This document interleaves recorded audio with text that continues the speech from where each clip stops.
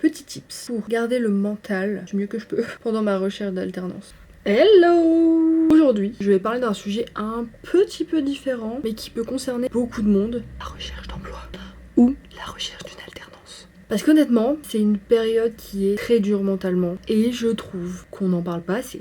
Il y a quand même beaucoup d'enjeux, il y a aussi quand même beaucoup d'angoisse et énormément de pression entre l'envoi de CV, l'écriture de lettres de motivation, alors que, on va pas se mentir, il y a très peu de personnes qui les lisent. Mais aussi la recherche justement des offres ou postuler, ou des entreprises si on doit postuler en candidature spontanée. Ça devient vite une énorme charge mentale. Et on ne parle pas des refus. Alors, au bout d'un moment, tu peux avoir un certain recul sur les espèces de refus automatiques. Par exemple, samedi matin, j'ai postulé à une offre, j'ai eu un refus dimanche dans la journée. Tu ne me feras pas croire que les gens dans la com travaillent le dimanche, hormis s'il y a des events. Mais là non, c'était bizarre, donc c'était automatique. Donc avec le temps, tu arrives quand même à te détacher justement des refus automatiques. Et pour les refus avec des vraies personnes, c'est vraiment super agréable parce que là tu peux demander ce qui coince avec ton profil, tu peux demander des conseils et ça rend la chose un peu plus vivante. Donc on va dire des choses, au bout d'un moment ça va jouer sur ton moral, mais aussi sur la façon dont tu te perçois ou dont tu perçois les choses. Il y a des semaines et des jours, tu seras déterminé, tu peux monter le mont Fuji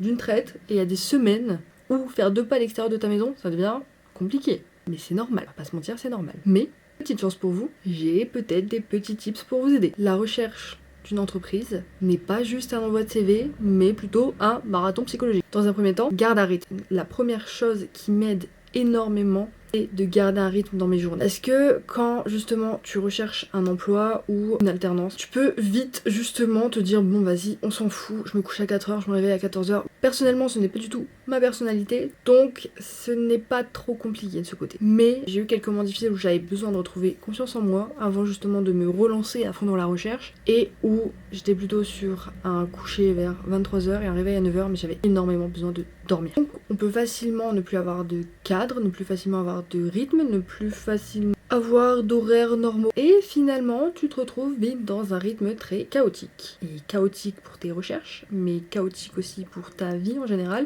et probablement très chaotique pour ton métabolisme, ainsi que sur le fait que tu reprendras un travail un jour ou l'autre, ça risque d'être chaotique pour ta reprise. L'idée, c'est de garder un rythme sain. Alors, à l'heure actuelle, je me couche aux alentours de 22h, 23h, et je me réveille aux alentours de 7h, 7h30. Je dis autour. Parce que pour le moment, l'idée serait de me réveiller à 6h30, 6h45 comme je le faisais pour aller au travail. Même peut-être 5h45 parce que je me réveillais à 7h6, 5h30. En fait, à la base, je me réveillais vraiment vers 5h30, 5h45. Mais en vrai, je me dis, on va peut-être pas pousser autant le vice, étant donné que je suis chez moi. Mais pourquoi pas? Peut-être à l'heure d'été, je risque de switcher. Mais pour le moment, je suis en train de décaler mon réveil à petit. Mais aussi parce qu'il y a des moments où je travaille plus tard le soir pour certaines raisons, comme par exemple, j'ai plus de batterie. Le mardi, j'ai sport de 19h à 20h, donc temps de rentrer chez moi, temps de manger, etc. Il est 21h. Si je veux monter une vidéo ou préparer un entretien ou que sais-je, forcément des fois il faut juste traîner et rallonger et c'est pas grave. Mais j'essaye de me tenir un rythme quand même, parce que ça reste hyper important pour le mental et pour ton rythme. J'ai plus le mot, ce que je voulais dire. Mais ça reste super important pour ton mental. Globalement, ça reste d'avoir 8 heures de sommeil. C'est important. Et de ne pas se lever trop tard pour pouvoir justement profiter de ta journée. Et là vous allez me dire, mais pourquoi faire?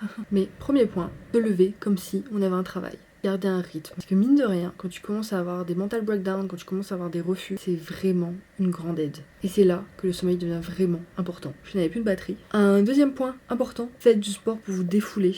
Ça peut ne pas être pour le physique. Personnellement, je fais du sport depuis quand même plusieurs années, donc ça m'aide depuis toujours, que ce soit à les cours, avec le travail, ou même dans cette période. Parce que mine de rien, ça te vide l'esprit, mais aussi petites perfs physiques, elles font toujours plaisir. Et je trouve que ça te permet de limiter certaines frustrations et justement de tout donner dedans pour revenir meilleure personne. La renaissance. Mais surtout aussi, je trouve que c'est super important de faire du sport pour le mental. À force d'envoyer des CV, de scroller internet, même si c'est juste pour répondre à des offres d'emploi, tu commences à avoir de la frustration. Même avec juste les refus ou que sais-je, tu as de la frustration. Ou même de l'angoisse, mine de rien. Et tu as généralement cette impression de ne pas avancer ou de ne pas avancer assez bien ou assez vite. Et le sport, c'est à mon sens une des meilleures choses pour sortir des mauvaises énergies, sortir de l'anxiété, sortir de la frustration, sortir de la colère, et ça permet justement de te recentrer et probablement de t'enraciner, si je peux me permettre, dans le moment présent. Donc ça peut être aller courir, on peut dire que c'est gratuit entre grosses guillemets, mais toujours avec des bonnes chaussures. Aller à la salle si vous avez un abonnement, aller à la piscine ça fait toujours un bien fou, et en plus quand tu reviens de la piscine, t'es tellement fatigué, tu te sens bien, t'es comme si t'étais dans un cocon. Faire du yoga, du pilates, ou le plus rentable et le moins cher de tout, aller marcher. En soi, on s'en fout. L'important c'est de bouger son corps et de se faire du bien à l'esprit. Après, si vous voulez un petit tips, il y a l'application Nike Training qui a justement des séances de sport gratuites. Et personnellement, c'est une application que j'utilise depuis très longtemps. Genre vraiment depuis extrêmement longtemps, plus de 5 ans c'est sûr. Avec du pilates, du yoga, des exercices de respiration, mais aussi, honnêtement, c'est vraiment pratique. Parce que justement, tu peux le mettre sur ton téléphone, tu peux faire ton petit workout n'importe où, chez toi, dans un parc, dans une salle. Enfin, c'est vraiment, vraiment utile. Et c'est gratuit. Si jamais, Nike Training, je mettrai peut-être l'app ici ou ça peut vous aider. En 3. Ne reste pas enfermé toute la journée. Je pense que ça peut faire ça quand tu fais ton sport à l'extérieur. Par exemple, moi je prends des cours collectifs, donc je sais que le lundi, mardi et vendredi, je vais au moins avoir une sortie dans la journée. J'exagère parce que j'ai un chien, mais dans l'idée, je parle sortie avec des personnes, voir du monde, etc. T'es en recherche d'emploi, tu peux facilement passer une bonne matinée devant ton écran. Alors, je trouve ça contre-productif quand même, puisque au bout d'un moment, tu finis par scroller sur ton téléphone, tu finis par regarder des trucs qui n'ont rien à voir, tu n'es plus concentré, etc. Personnellement, je consacre justement ma matinée à ça, et j'envoie entre 10 et 20 CV par demi-journée. Je vais dire ma matinée parce que généralement j'essaye de faire ça le matin, mais on va dire une demi-journée parce que ça m'arrive de le faire l'après-midi, ça dépend, on a tous des obligations. Et au bout d'un moment, à force de rechercher, à force de postuler, ton cerveau il commence à être saturé. Tu tournes au ralenti, commence à bugger. Et même que des fois, t'es plus du tout motivé et t'es à deux doigts de faire un gros mental breakdown pour rien du tout. Donc personnellement, alors j'ai la chance d'avoir un chien qui m'aide aussi à sortir. Je marche le matin, le midi, l'après-midi et le soir. Ça permet de libérer, ça permet de se recentrer, ça permet de penser à autre chose et de cut un peu son cerveau parce qu'être tout le temps sur ton PC, tu deviens zinzin. De ce fait, le fait d'aller marcher plusieurs fois dans la journée te permet de revenir sur ton ordinateur avec un esprit clair. Je complète ça avec un point numéro 4, me fixer un objectif de candidature clair. Parce qu'au final, la recherche d'emploi peut devenir très vite floue. Tu envoies quelques CV, tu finis par te retrouver sur TikTok, dans tes mails, sur Facebook, et tu finis par procrastiner. Mais c'est pas le but en fait, ce n'est pas ce qu'on veut. Donc, je me suis fixé un objectif simple, mais en même temps, c'est un peu aussi mon conseiller en formation qui m'a conseillé ça, c'est envoyer 50 CV par semaine. Dans l'idée, c'est envoyer 10 CV par jour. Personnellement, je garde mon dimanche pour moi. Sauf exception où je dois travailler un entretien ou que sais-je, mais je n'envoie pas ou peu de CV le dimanche. Parce que bon, ça arrive d'avoir une notif de LinkedIn ou autre et te dire bon, allez, je postule quand même. Mais dans l'idée, je ne postule pas le dimanche, mais ça ne m'empêche pas d'envoyer 50 CV, voire plus, sur la semaine. Le fait de se structurer et d'avoir un objectif, ça change un peu la manière dont on vit la recherche d'emploi. Parce que tu ne te concentres plus sur les réponses, mais aussi sur l'idée d'avoir cet objectif d'envoyer tes CV. Tu te concentres sur ce que tu peux contrôler, tu te concentres aussi sur le fait que tu as juste 10 CV à envoyer par jour, donc en soi, tu as juste 10 lettres de motivation à écrire et à modifier tous les jours, ce qui en soi reste correct. Là où, si tu en envoies 20, au final, il peut avoir des erreurs. Donc, c'est vraiment une bonne chose, autant pour toi que pour ta recherche. 5. Et je pense que c'est un des points les plus importants. Autorise-toi à souffler. Donc comme je le disais précédemment, le dimanche, je ne postule pas. Ça va arriver que je travaille sur certaines choses, mais je ne postule pas. Pourquoi ça va arriver que je travaille sur certaines choses? Parce que des fois, le samedi, t'as des choses de prévues et tu peux pas forcément les décaler. Et c'est pas non plus une mauvaise chose, mais j'essaye de sortir un peu ma tête justement de ce truc de je dois postuler, je dois postuler, je dois postuler, je dois trouver une entreprise. Sinon c'est une boucle.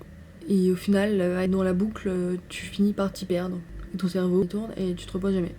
Donc l'idée c'est dimanche off. Si t'as envie de regarder une série toute l'après-midi, mais ça te permet justement de ne pas avoir cette culpabilité de souffler et de te reposer alors qu'on en a besoin.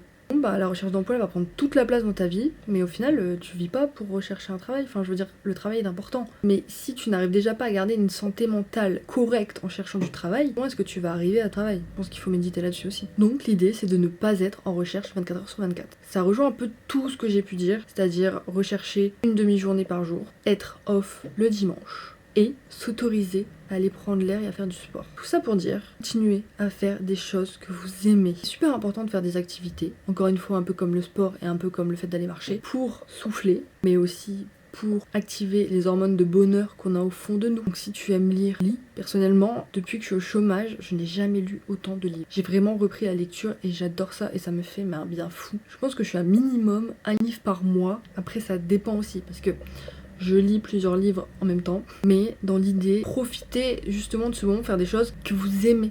Parce qu'au final, peut-être que vous ne retrouverez jamais autant de temps libre dans vos vies. Donc, profitez pour lire, profitez pour dessiner, profitez pour aller au cinéma. Je sais que le cinéma peut vite être cher, mais par exemple c'est bientôt le printemps du cinéma, il me semble que c'est la semaine prochaine, vers le 24 si je me trompe pas. Personnellement j'ai un abonnement au pâté, c'est l'une des choses que je n'ai pas fait sauter quand je me suis retrouvée au chômage, parce qu'on va au cinéma très régulièrement avec mon copain et que mon abonnement je l'ai depuis 2024 et qu'à la base j'avais mon abonnement solo. Maintenant, on a un abonnement duo. Mais à côté de ça, par exemple, je ne paye pas de salle de sport puisque moi, mes cours de sport, je les ai payés à l'année. C'est un peu mon plaisir du mois. Vous pouvez aussi en profiter pour créer, faire des DIY, aller voir vos proches. Ça aide à souffler.